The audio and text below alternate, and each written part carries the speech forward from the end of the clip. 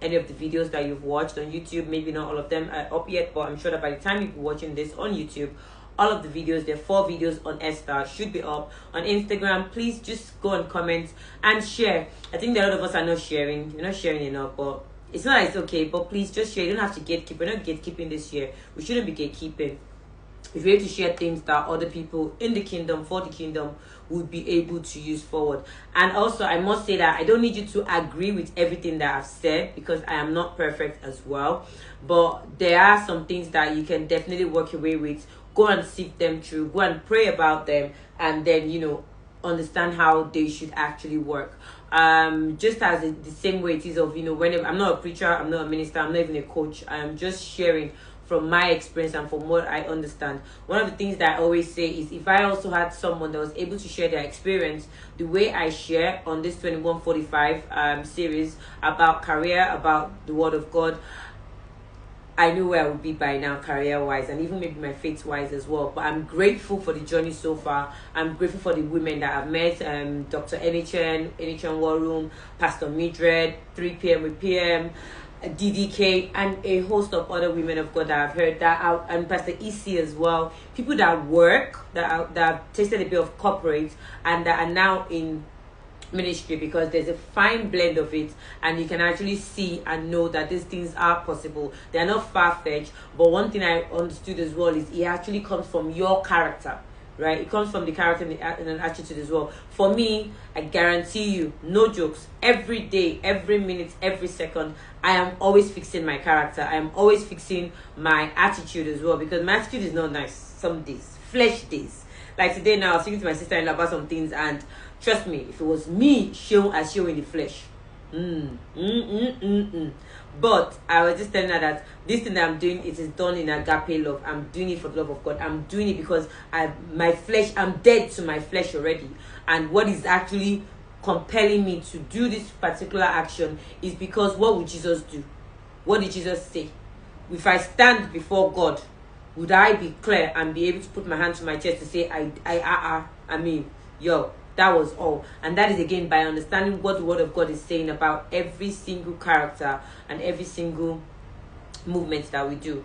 Working in an organization and being successful there is not easy. And I think I said that in the last video as well. And it's not easy, especially in this terrain and times that we're in, and this economy that we're in. It is not easy to stand for God and stand with God. You always hear things like, oh, remove God out of it. See, let me tell you something. I always say that whenever people have the confidence to say to you in an argument, let's take God out of it, you have to go back and question yourself, because that means that you're not letting the light of God shine in you. That means that you yourself are not true to the word of God. That means that it is not as a fault, and it's not as the fault of it is you that is a bad person. You're not necessarily a bad person. It just means that somewhere, somehow, in your utterance, in your behavior, in your character, in your way of dressing, in how you have carried yourself, how people are seeing you, it means that it is your flesh that seems to be more visible than where you stand for God. That is why someone will have the effrontery to say, let's bring God. Don't bring God here. Yeah.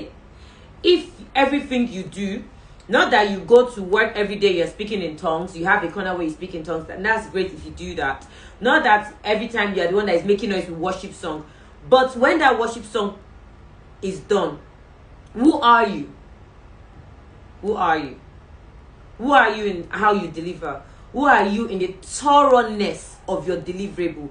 Who are you in how you present yourself? Or are you just one of those people that says, oh, God sees my heart? If you're one of those that says God sees my heart, that's fine. You need to listen to the message series of Pastor Kojo Imade, senior pastor of the Covenant Nation. We're currently on a series called The Inward Man versus the Outward Man. Please go and listen to it on YouTube. It will bless you. It will bless you, Gidiga. It will help you to understand that the outward man is the one that is going to pull you out from that pool that you've been standing by for 30-something years. The outward man is the one that is going to say, don't look unto us, but look unto God, and we're about to heal you. The outward man is the one that is going to see you first. See you first. Before they now even think of what they should do. It is the outward man that sits in your boardroom to analyze whether you're due for a promotion or for a sack. It is the outward man before God sees your heart. Just remember that. I'm not saying God doesn't see your heart. Please do not twist, because we like this. I'm like I'm a twist and come. I'm a twist and come. For those that don't understand what I just said, just like to twist and come. Please do not twist and come. Don't twist anything. Listen to what I've just said clearly, right? The outward man sees you first. So that means that the outward man needs to assess you first. You probably need to fast 40 days, 100 days before your inner man gets what it is that you need. And I guarantee you for a fact, because it's happened to me too, right? Once your outward man is in line with your inward man, because it's your outward man that is reading the Bible. Or is it your spirit that is reading the Bible? No. It's not your spirit though. It's you that is reading the Bible. Is it your spirit man that is speaking in tongues? It's you that is speaking in tongues. Is it your spirit? Because you know when you say, oh, God sees my heart, then is your breast we will see first. Sorry that I'm touching myself. But it's my body at the end of the day anyway. It's your breast that will see first coming in front. Before you even open your mouth, you can with outward man. That is just human. As already just said, is this one serious or is this one someone that I want to give contract to? Oh, I don't care. I can dress anyhow I want.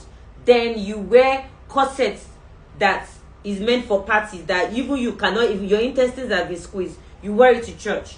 Then the man who is still dealing with his outward man and has not connected yet with his inward man decides to see you and sin. Then you get angry.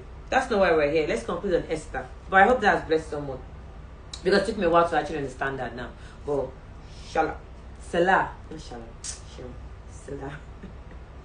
So today we're finishing yesterday. It was last week. So last week we went through. Because I didn't put my camera because I was on the body. Today I was on the body, but I was like, no. We must understand what is in line with our purpose. So I'm here today to finish and conclude on Esther. Esther has really been interesting because I understood Esther. I've read Esther a while back, but reading Esther again and reading this time around, I was sharing about a book that I should have started reading, which I have not even started reading as well. I'm looking for the strength and the discipline to be able to start my books and finish them. My 40 days purpose-filled life for 40 days. We are now in 120 days, because we finished April. I think I'm still on day 37. Yes, day 37 in the book. God be with each and every one of us. Like I said, I'm not perfect, right? Okay, so recap of last week. We talked about Esther and we talked about how Haman was not a strategic person. How Haman was also not surrounded by people that had sense, aka people that had wisdom. Because when he had seen that the king had asked him to repay and reward Mordecai by putting him on the king's robe, by putting him on the king's horse, by that time is when he should have aborted the journey. Did he? No, he didn't. He did not abort the journey. Instead, what he did was he carried on with his plan. He raised the gallon. He went back home and told his friends and his wife again about the experience. To say, oh, can you imagine? The king actually asked me to reward and carry and parade this particular Haman, this particular Mordecai. Can you imagine? And then what did his wife and his friends did? They were like, don't worry. We need to increase the gallon. Let's increase the gallon. His friends, if they were wise, should have said, wait, so let's check this thing well. If the king has already asked you to celebrate this particular person, why are we still thinking of doing harm to him? They didn't care. They were more engrossed in their own self-centeredness and their own wickedness. Sometimes in life, you have to have the spirit of discernment. I said something last week as well. We'll still do the recap of last week and then we'll jump into today's for a good 10 to 15 minutes. Eyes that sees, ears that hears, what was it again? A heart that receives, and I think there's willingness to do. Because if Haman had eyes that sees, he should have been able to figure out, again, outward man. The king asked you to celebrate and carry someone on his horse, put him in his robe. He asked you to celebrate him around. The same person that you have a plot to kill, him and his lineage. Then the queen, all of a sudden, out of the blue, has been inviting you for dinner. Uncle Haman, Seun, are you sleeping? As thou sleepest?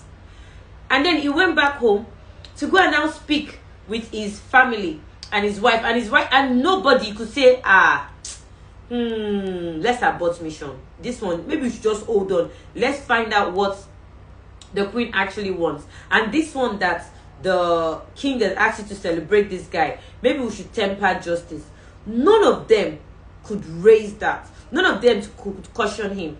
I remember there was a time we also discussed, did we discuss, or it was just a post that I put up? I don't know whether it was Mark 5 or Mark 4. I beg your pardon, and please, I stand to be corrected. I can't remember now. And it was talking about the 4 friends who brought their friend it was a session. We had a session. I need to go and edit that video as well. Who brought their friends through the roof. The Bible recorded it, and if you go to Mark, it was well recorded that Jesus saw the faith of his friends. That was when I understood that the power of intercession and the power of people also standing in gap for you. So that meant that the the man that was on the bed, he could not speak. He didn't even have any faith. He was probably tired. But his friends got to the door where Jesus was, and they said that the house was full. There was no entrance. That means that one, and I said, I just want to do a quick recap, and I'm getting to today's closure. That meant that one, his friends were rich, they were not poor, because I mean, after they opened the roof, they were not going to leave that place without amending the roof. 2, his friends had compassion. They were not jealous, they were not tired. They were 4 friends. There's this thing going on social media now that is saying that, oh, when there is more than 2 friends in a group, it gets funny. If there were only 2 friends for that leprosy man, excuse my miss Kineko of it, how would they have carried him? They would have been able to carry him now, would they? Right? They would have been able to carry him. Why? Because, excuse me, they would have been able to carry him. Why? Because it was heavy. But it had to be 4 friends that carried him. And the Bible records that Jesus saw their faith and he was healed. Not his own faith, not his mother's faith, not his sister's faith, not the faith of his pastor, his friends. I pray, even me, now the prayer with me, I still they pray with that, right? I pray that the friends that can stand in gap for us, because not only you, there's some trials and there's some issues that you go through in your life as an adult, as a child, as whatever it is, as a mom, whatever, as an adult. You can't go through alone because you'll be tired. But there were sometimes on my status, I'll just put, please pray for me.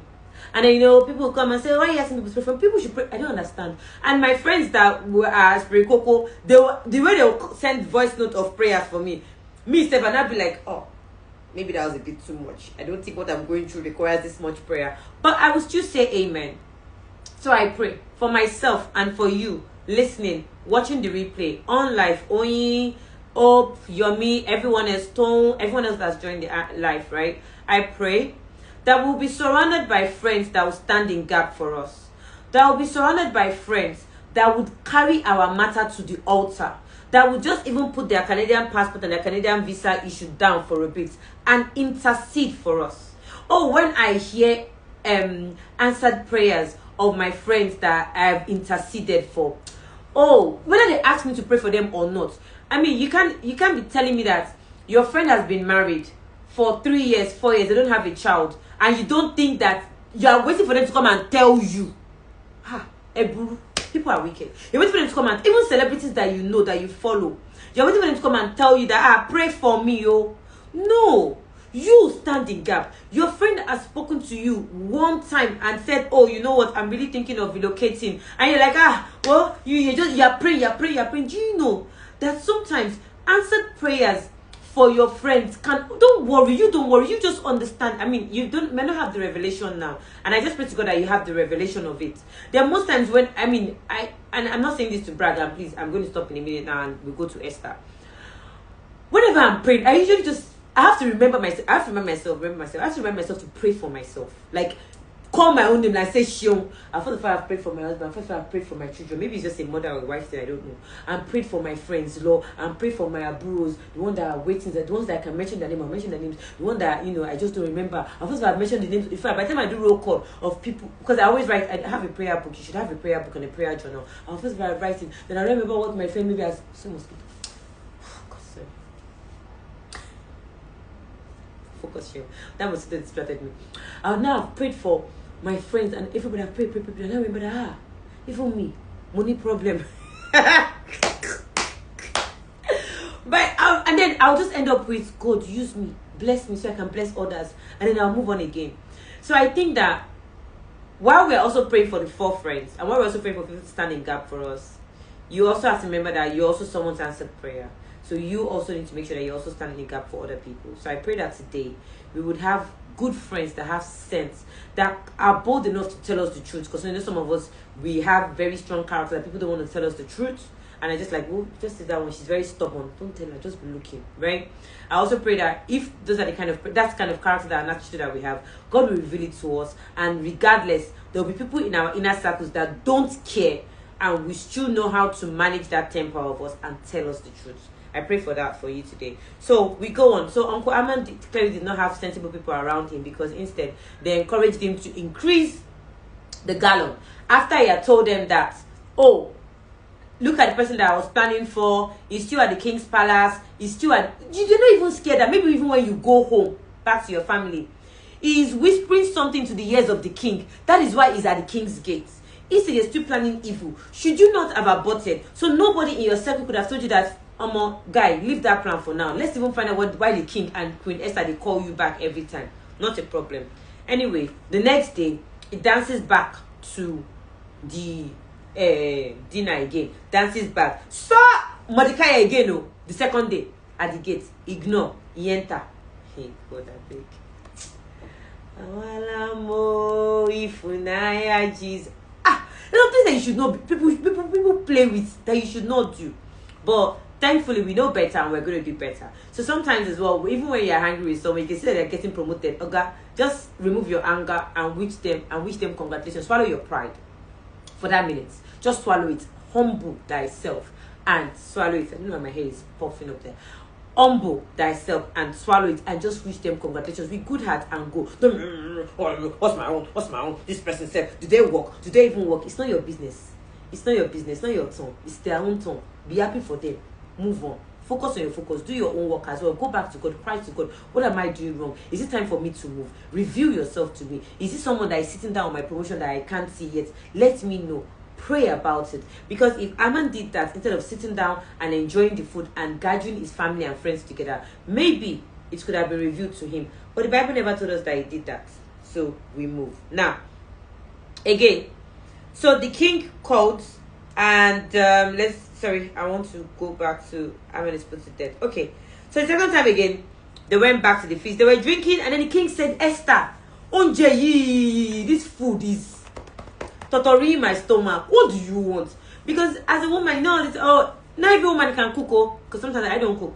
But sometimes you might not be able to cook, but the way you set the plate as well, it will make sense, right? The way you set the plate, that you garnish the food. You don't have to know how to cook. It doesn't really matter most of the time. It's just the way you even serve the food, the way you will lay the table. If you don't know how to cook food, please, again, please. I was speaking to everybody. So first someone come now and say, feminists, please, if it's burger and chicken you like to give your boyfriend, your partner, by all means, do it. I'm just saying that even if it's just even that French fries and even just Cocoa Pops, there is a way you would present it that it would even have more value. Not that when you put it on the tray, we can see powder everywhere. We can see drips of the milk. It doesn't even look presentable. Then when your partner now goes out to restaurants, please, I'm looking for married people, I'm looking for boyfriend or fiancé now. Please let me check my mic. My mic here go. I'm not speaking for boyfriends or, let me note this. Because when my people see this now on Canada, they'll say, oh, you could have just taken a pass. YouTube.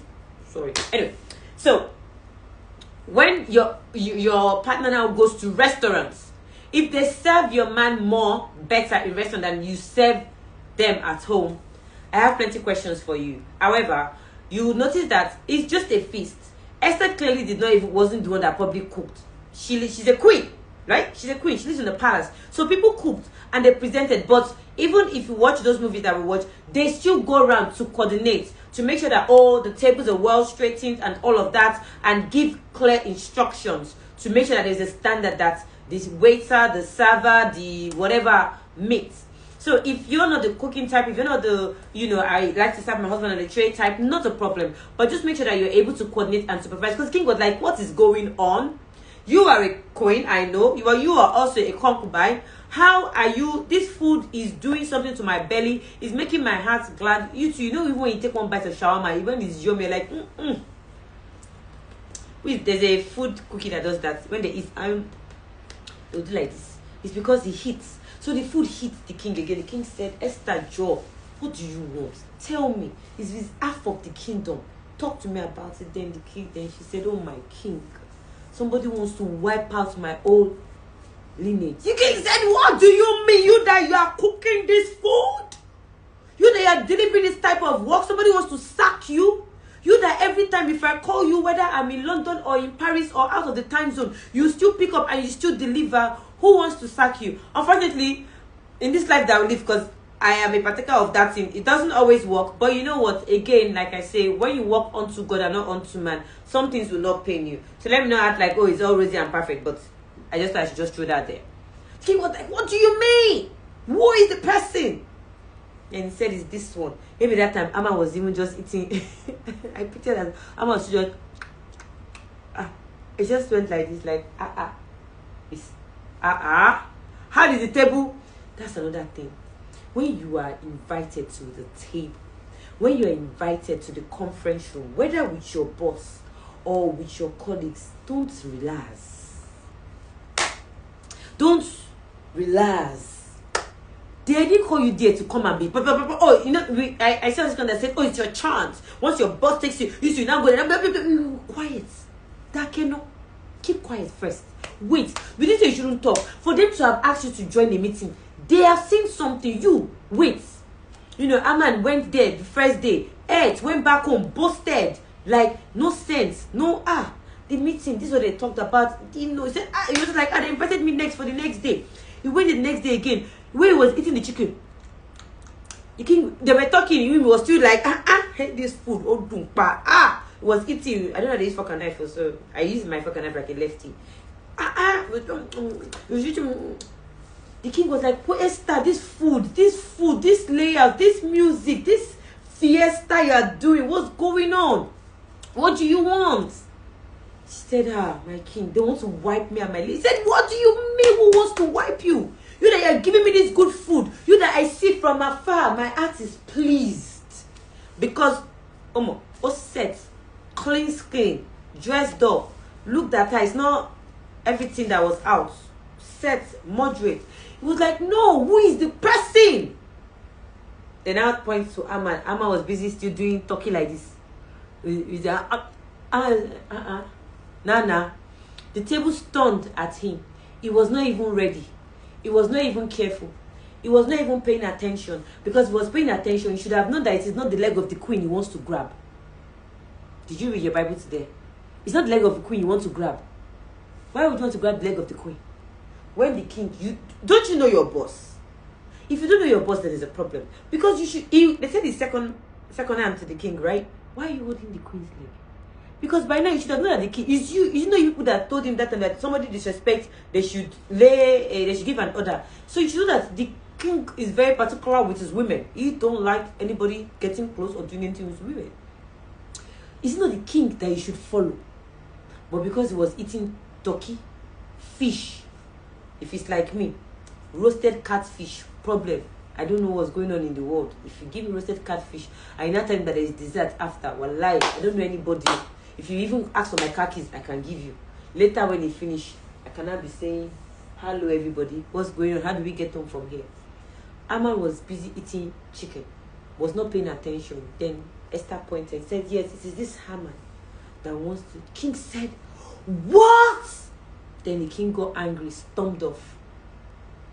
Haman, but the grab was begging the queen's leg. What did the Bible say? The king came back and said, you will even sleep with the queen in my... Because at work, you cannot be sleeping. I'm not saying you should go to work and be on the edge every time. Relax. While you are relaxing, your... What's the French? The French biology descriptive word for the brain. You cannot be asleep. you have to be awake. You have to be alert. They've asked you to come for a board meeting. They've asked you to come and present. They've asked you to deliver something. Get there. Don't say, oh, and my name is, oh, I did this and I did that. That's not the question that they asked you. That's like, can you stick to the question that you're being asked? Can you stick to the presentation that you're being asked? Can you pay attention so that when the tables turn, you still have you are prepared? Haman was not prepared. He was caught unaware. Right? Because he was prepared. He only said, no, not at all, Queen Esther. That is not so, my lord. And he will follow his king. But chicken don't the chicken is eating. He did not allow the senses. Before the senses came back, the king has already walked out. So the only next thing he could grab was the queen. He was not prepared. You cannot go for any meeting or any presentation unprepared. It always shows. Even me, whenever my boss says, oh, we have a meeting, plus the one that she's going to probably would have asked, or the one that they didn't even, then I know that they might not even ask, everything I have it ready, so that I am not caught away. So even when the question comes up and I still don't have it, because I may have missed it out, I would be texting someone to be getting that information. At work, in your workspace, you cannot be like Haman. You have to go to meetings prepared. You have to go to work prepared. You have to appear before your boss prepared. Even whether your boss says, just accompany me. If you cannot ask your boss those questions because, okay, you don't want to sound stupid like you don't know what's going on, ask your boss's PA. But you can't. You know why? Because even the PA, you are competing with her with shoes.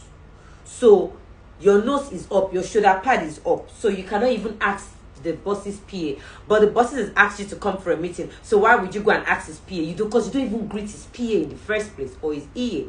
You are competing. Everybody, there's a competition. They're not competing with you, but it's you that is competing with them. Just share simple compliments that will make your day a bit nicer, or that will make your day go better, that will just make you have a better day. You are not relaxed. Haman was not prepared. Haman was not asking the right question. I remember last week I talked about the fact that when the first time when Esther had invited Haman and the king to dinner, and Haman was leaving the palace and he saw Mordecai at the gate, instead of going back home to plan the plots to get rid of the Jewish and all of that, what Haman should have done was look for someone in Esther's chambers or palace, or send someone there to say, Biko, no, don't be angry. There is a meeting that there's a feast that Queen Esther has asked me and the king to come for. Anybody has any idea? Anybody has any idea what's going on?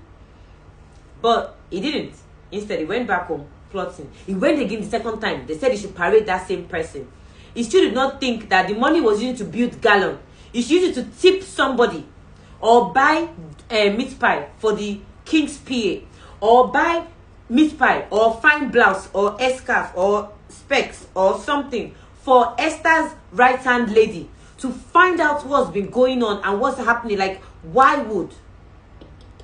Full of himself, self-centeredness, was not aware of what's going on around. So henceforth, it was going to these meetings unprepared, and of course it caught him unaware. So that was why, as soon as the king, sorry my eyes, as soon as the king, Queen Esther had said that, it was the king. He could have just, he can't let me, Seun, can't catch me, except if I'm not just alert.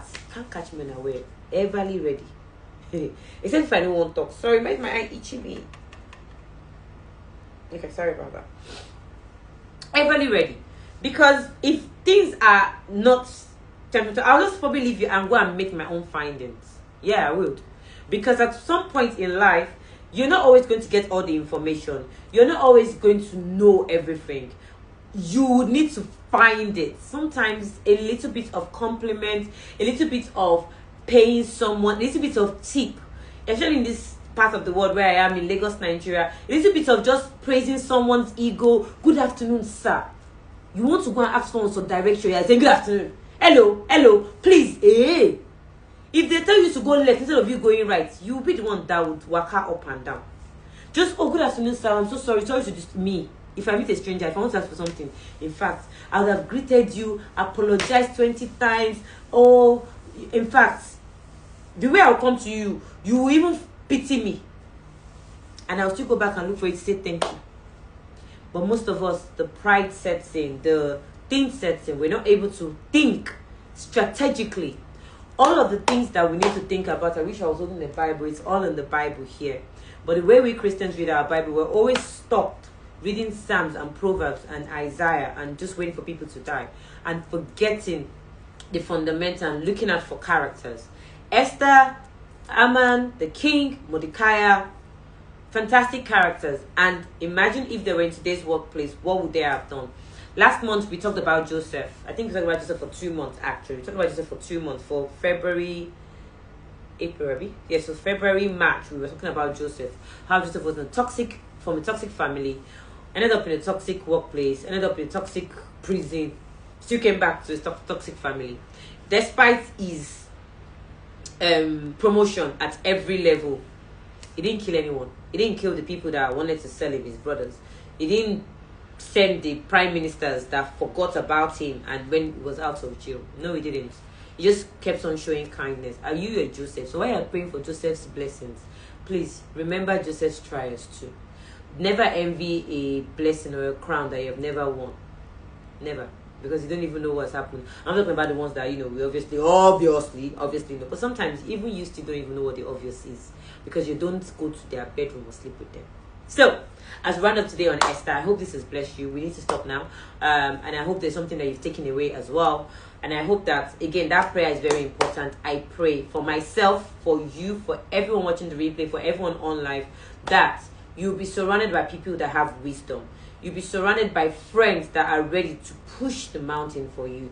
You'll be surrounded by friends that are ready to take your matter to their own altar and put their own issues and problems on the side just for you as a friend to break through. Not because you're going to go back and say, oh, do you know I've been praying for you? You don't need to say that. There are many people that I pray for that don't even know I'm praying for them. A lot. Right? But when you see it, you go back with thanksgiving and say, God, you are great. You are actually a God that answers prayer. And you actually have testimony and references for when you are now about to make your own prayer request. And I know for a fact, because most parts of my life, that's how it has been. Whenever you pray for others to pull through, there are many other things that God will do for you that you don't even need to ask for. Yes. And you just realize that, oh, I've not been sick for a year. Oh, every time I use paracetamol, it works. Do you know paracetamol working is a blessing?